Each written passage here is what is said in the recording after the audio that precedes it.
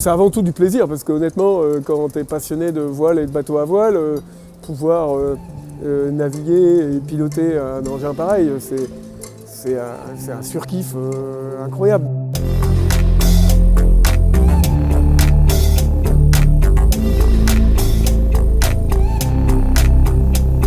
Bien écoute, voilà, ça fait maintenant quelques semaines que Actual Ultime est à l'eau, à sa place, au Môle Caradec, à Trinité-sur-Mer. Écoute, on a enchaîné pas mal de navigations dans plusieurs conditions différentes, sur des durées différentes, avec des équipages différents. Et donc ça nous permet de naviguer dans des conditions assez variées, puis de pousser un peu le bateau, de regarder les réactions du bateau dans des conditions un peu dures. Il y a des choses nouvelles, hein, le fait que le bateau vole sur ses foils, c'est vraiment... il y a un petit apprentissage, un petit réapprentissage, enfin, comment il faut se réapproprier pas mal de réglages. Mais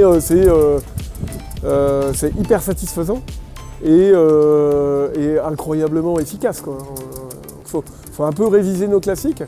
C'est hyper enrichissant. Moi, j'adore ça. C'est une espèce de grosse mise à jour quand même dans la façon de faire marcher un bateau. La baie de Quiberon dans laquelle on navigue, elle est de plus en plus petite. Je ne sais pas pourquoi. Parce que quand même globalement, le bateau va de plus en plus vite, quoi. On atteint très très vite des vitesses incroyables.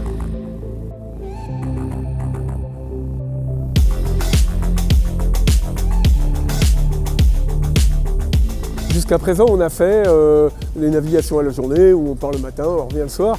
Et on sait que la vocation du bateau, c'est de naviguer longtemps, évidemment, hein, c'est de traverser les océans, faire des tours du monde.